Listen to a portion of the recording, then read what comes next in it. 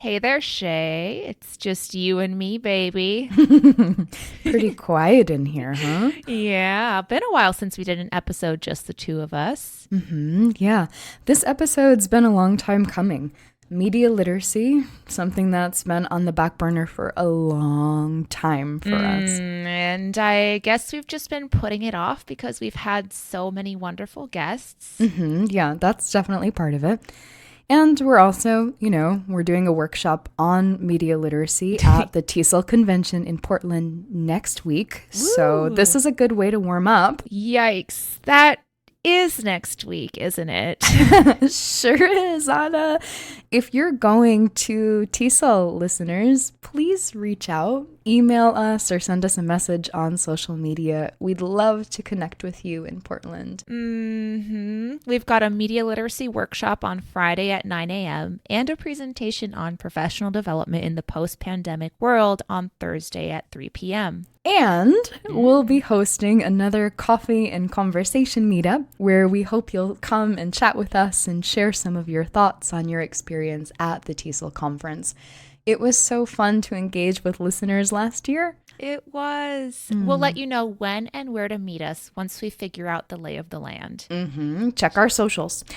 All right, Anna, enough with our shameless self-promotion. Let's rewind a second back to today's topic. Media literacy.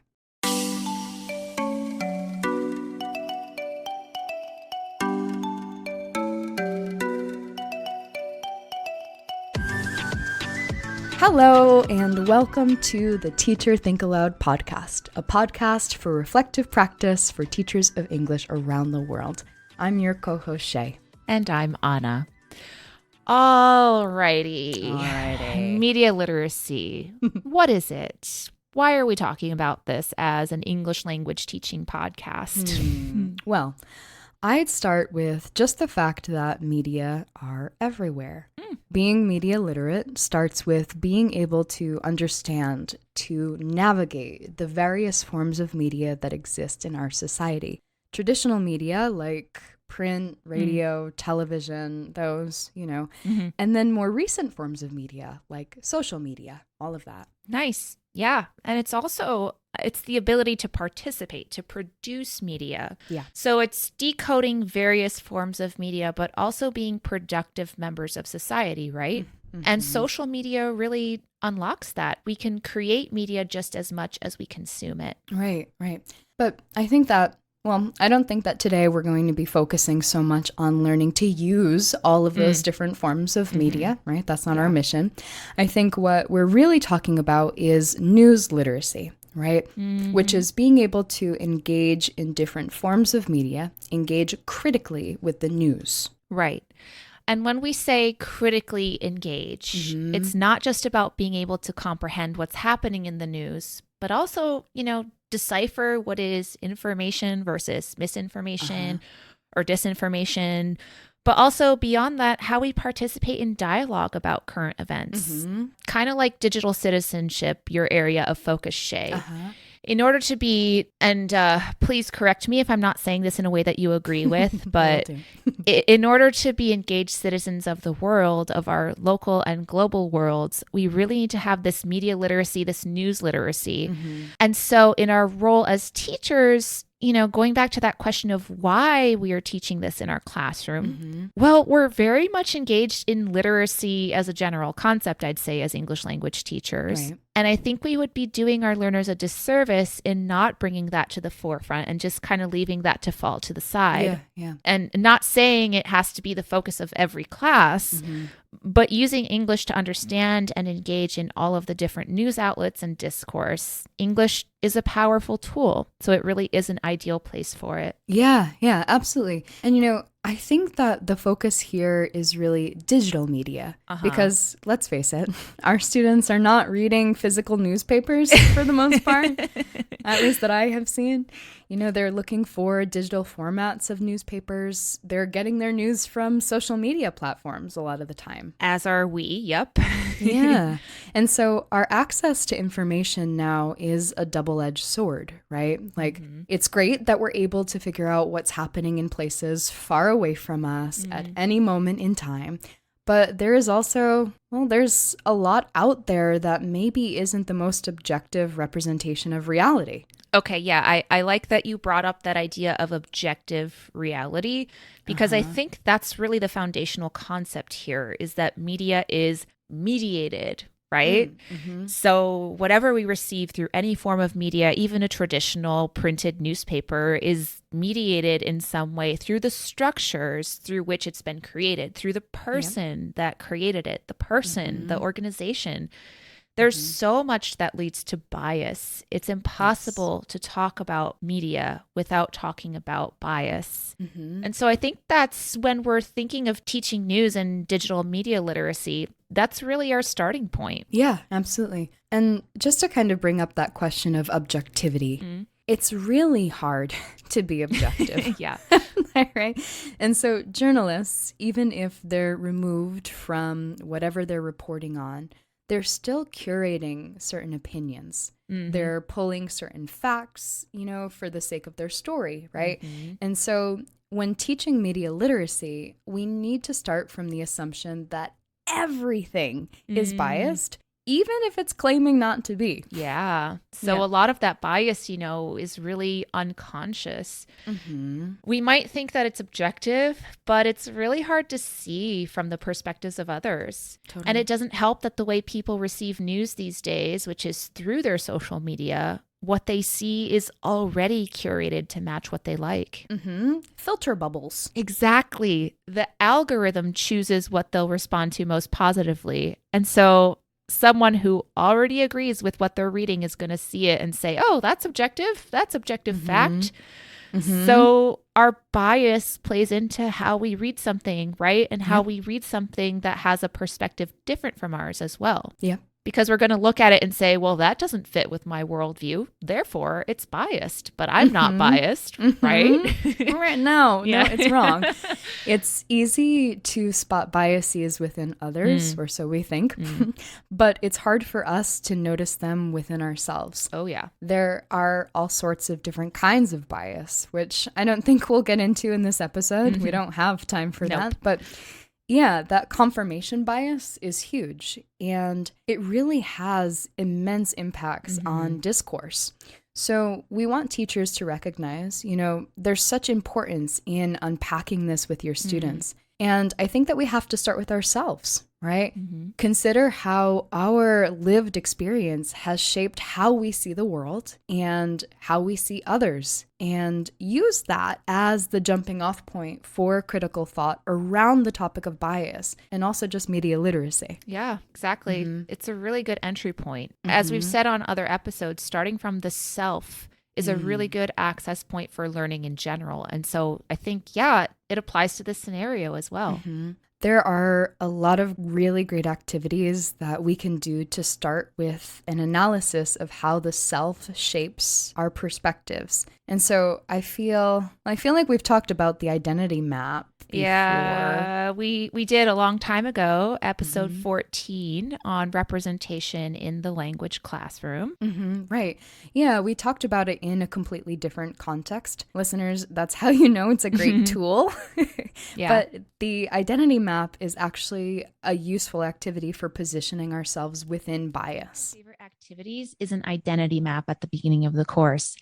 This was inspired by Tiffany Jewell's book, This Book is Anti-Racist, which provides a lot of great social justice-oriented activities, starting with an exploration of personal identity. So the identity map has students thinking deeply about what defines them on day one. They brainstorm all of the different things that define them, not just nationality, but also relationships, likes, skills. So for example, I'm a loving daughter, a Disney fan, a terrible cook, and of course...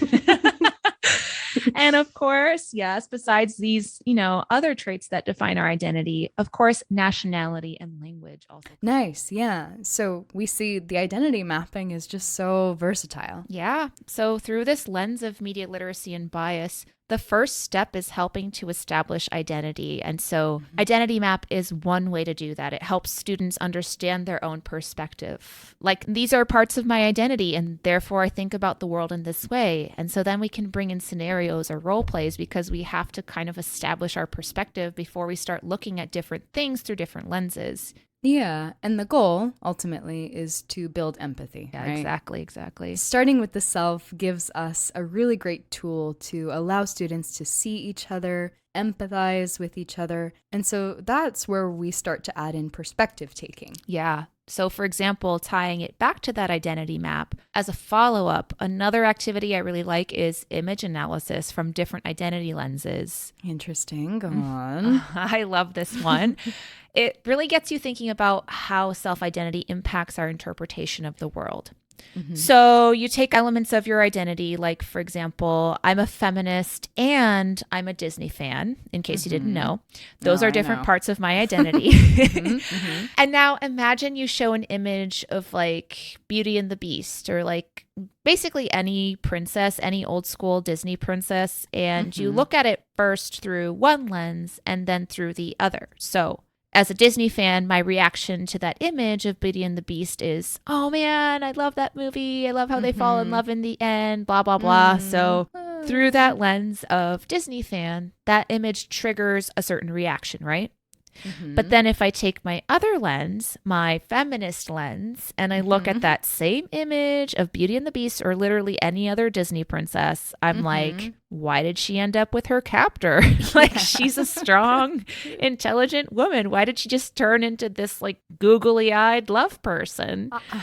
You know, so you can look at different forms of media, you know, an image or something else, and depending on an element of your identity, you can look at it through different lenses, or make up different lenses if you want to move away from personal lenses. Nice. Yeah. You could apply the same idea to a novel you're reading or something your class is looking at together. You know, like, who is this character? How might she react to this event? And what about her identity gives you that idea? Even in a news story, you know, what would that person have been feeling because of what happened? And the other involved parties? But anyway, that's taking it to a higher level. Building empathy can start out much smaller with self-identity and a simple image, as you say. Baby steps. Yeah. We can apply this to any form of media and for many different learners and proficiency levels. This really leads into scenarios, case studies, role plays to practice perspective taking. Yeah, I've got a good one. May I? You may. Okay. So there's this one scenario I've used. Imagine that you were in some kind of art museum and you are a child-free person and you don't particularly like children. So imagine you're in a museum and there's a mom with screaming kids in the exhibit. And the mom is like trying to shush them, trying to quiet them down. Imagine you were in that situation and you were that person. How would you react, you know, looking at this mom? And then in contrast, imagine that you're someone who has kids and you see a mom in that situation and one kid throws a tantrum, the other runs off to another room. How would you react differently? In one case might be, oh God, why did they bring their kids here? Like, she needs to be a better mom. She needs to figure out how to keep her kids under control. And then in that second situation, it might be more like, well, you're empathetic and you smile at her and you like say, I'm going to go run and get your kid, right? So it depends on the kind of person and the kinds of experiences that we've had. Yeah, I think that's a great example. And, you know, I was thinking of you and me in that situation since neither of us have kids. And I'm thinking, what would I do? Because I've been there and I've been irritated, you know, sorry to admit. But, you know, moments like these are great opportunities to reflect and put our empathy into practice. It's hard to have empathy, especially when you're just viscerally annoyed.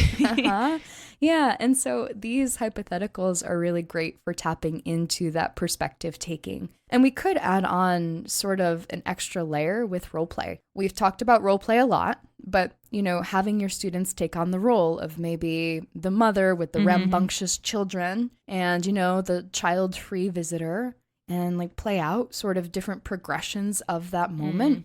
So just really taking it from sort of theory and a mental exercise to practice. I think you build empathy like you do any other muscle, right? By working it. Yeah. And of course, you know, through role play, you're also creating opportunity for language practice while you're at it. I like that. Yeah. And, you know, these are benign examples. that's really helpful as a starting point. I mean, you don't necessarily want to start working on media literacy by bringing up the most controversial topics. No. But once we get that foundation and understanding of bias and lenses with our students, we can extend that to so many different situations with larger implications, right? Absolutely, yeah. More charged situations with more tension, debate. We can extend that empathy building to topics that can feel very personal, especially looking at world events through different nationality lenses, maybe. When looking at a news story, especially when it involves a specific conflict or country, there's so much space for building empathy, see and accept the so-called other side.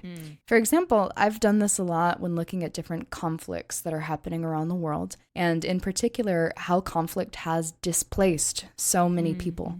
Often, people who seek refuge in other countries view their situation really differently than citizens of the countries receiving those individuals, right? For sure. I also think of situations where there are two quote unquote sides, so to speak.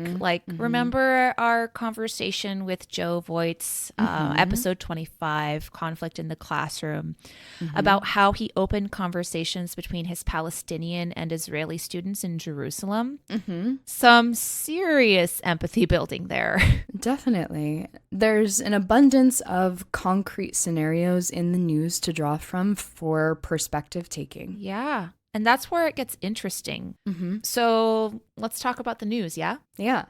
So with that foundation of understanding bias, we can turn our learners' attention towards just how much bias there is out there in how we learn about what's happening in the world with how we talk about different things. So looking at, biased language. And sometimes it's very obvious, just by word choice that some reporter is maybe pandering to a specific political party or writing for a specific audience and saying, oh, wow, the president of X country is doing a great job. Great is a very subjective word. And so that's infusing bias in that headline. So looking at headlines and also looking at short sentences, analyzing word choice, and then also, the connotations that words carry. Like, I don't know, what's a good example here?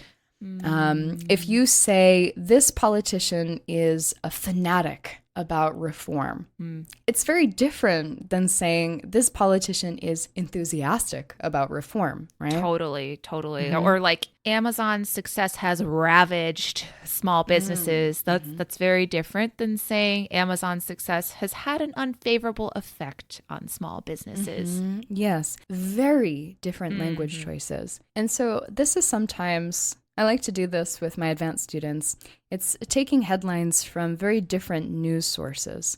So in the US, of course, we have right-leaning, left-leaning extremes in our political system. And I showed two articles, supposedly on the same topic, but examining, the headlines and noticing how the word choice differs, how the messaging differs just in the headlines. A lot of times people just read headlines. Oh, yeah. Right? Unfortunately, we stop there. And so we're not getting the whole story, of course. But a headline can tell you a lot.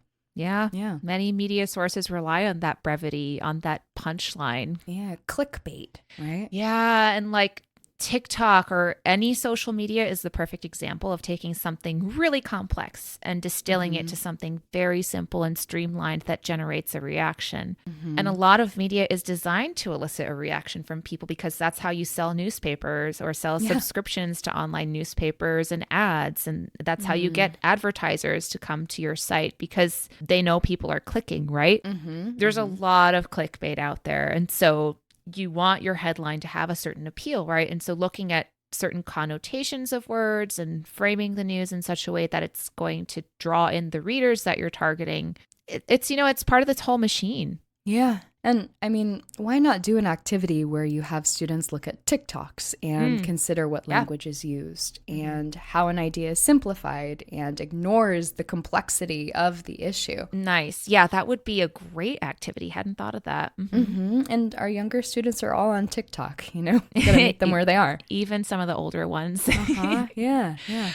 But yeah, so analyzing TikToks analyzing headlines, but also beyond looking at the language. We can look at the content and get a sense of who wrote it, what they think, what position they're taking. But it's also really important to show learners how to find information on what the news source is, whether it's legitimate, who funds the news source, who the author is, what they've done in the past, what their affiliations are. Yeah, that makes me think of how we teach research writing, looking at how valid and reliable a source is, looking at a site and figuring out what the perspective is. It's really easy out of context, especially when everything shows up on social media, to just be like, here's this news article on my feed. I'm going to look at it and take it at face value. Yeah, if only if it were that easy, right? Right. But if you investigate the source itself more deeply, you realize, oh, this could be portraying this way. And okay, that choice of words makes sense. Maybe I'm going to trust it less on the idea. Right. Yeah. So moving beyond the headline, looking into the credibility and perspective of the news source. And I also wanted to mention how important it is when we are choosing news articles to make sure we're choosing topics that are relevant for the learners that are present. Otherwise they're not going to participate as fully as they're capable of because, well, they just don't care. They're not seeing how it connects to their reality. That's a normal thing. Yeah. Yeah. And it's really easy to fall into choosing something that we're interested in without considering what they're interested in. I've made that mistake before. Yeah, me too. So I like perhaps giving choice there. Let students choose the topic when you can. With teacher guidance as needed. Don't want to overwhelm them with choice either. Right, no. But just be cognizant of what their interests are, what makes sense contextually for them. Right. But we also need to be careful if they're really invested in something or if the topic we're choosing is too personal. Sure. It can kind of backfire. I mean, the goal is for them to be able to recognize others' bias and their own bias when reading the news. Yes, eventually. Yeah. But when you're dealing with something super, super personal or triggering, you might lose that objective lens you've been working on with them. Like, I mean, this is horrible and I hate bringing it up, but because we're recording this a week after the massive earthquakes hit Turkey and Syria, and the death toll has just been horrendous to watch rise, and there are so many people out there suffering right now. But amid all of that, the news cycle goes on, and there are articles out there criticizing the Turkish government, as well as the fact that more aid has gone to Turkey than Syria. And yes, these topics need to be discussed on a broader scale. They can't be ignored. And there's a lot of bias to analyze there, including my own, of course. But my point is, it might not be the right time to bring that up in the classroom, especially if you have any students who have experienced a similar natural disaster or are from that part of the world or whatever it is. It's time to put feelings first, Absolutely. Yeah. Know who your students are and what they might find triggering. Recognize that there's a time and place for our quest for news literacy. And on that dark note, on that note, listeners, we'll leave you with some food for thought and come back in a future episode to continue this conversation. There's so much left to cover. But in the meantime, we'd love to hear from you. What are your favorite strategies for tackling bias and introducing media literacy in your classroom? You can join the conversation on social media or email us at teacherthinkaloud@gmail.com. We welcome your reflections, questions, and ideas, and we would love to include your contributions in our follow-up episode. Thanks so much for joining us on the Teacher Think Aloud podcast, and until next time, happy teaching, happy reflecting, and we hope to see you at TESOL 2023.